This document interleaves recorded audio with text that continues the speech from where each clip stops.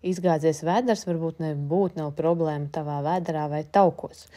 Noklausies šo ķermeņa diagnostiku un varbūt tu atradīsi sev kādu svarīgu informāciju. Protams, klientīgi arī fantastiski strādā mājās ar fizioterapijas vingrinājumiem, tieši iekšējās muskultūras vingrinājumiem, ja? Lai stiprinātu tieši muguras lejas daļu, kas būtu ostas daļas zona, ja? Bet lielākoties stiprinam tieši augšdaļu, lai neveidojas kupums, kuprītis, tā tautā sauktas, kas arī nereti veicina mums vēdera izgāšanos uz āru, ja?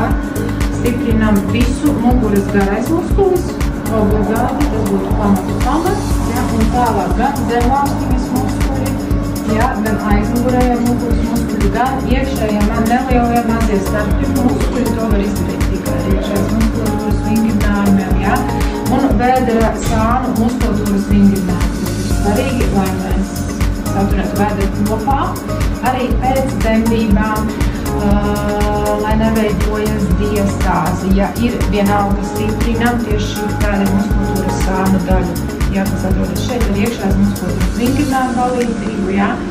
Tāpat tās stiprinās arī augšējie sēžas muskuļi, ja, tieši augšdaļa, jo mugura mums beidzas šeit beidzas astes klās, un šeit jau sākas mums sēžas zona, ja, šī visa ir mugura strādājumais.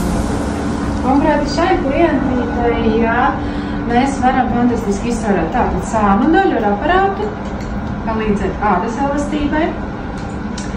Klientei bija vēlme vairāk atbrīvoties no sānu kaukaudiem, nevēlamajiem, jāstrādāsim ar šo zonu mūsu projekta ietveros, un tieši tāpat tās izteica arī vēlmi mazliet pastrādāt arī šeit ar augšējo tātad lāpstīnas ārējās malējās daļas, jā, un šeit aizmugurē. Mums ir triceps muskuļi un ar roku taukaudiem, lai ir stingrāki, vingrāki, savāktāki un palīdzēt āda izskatīties veselīgākai un tvirtākai. Un kā arī samazināt šeit apjomu. Yes.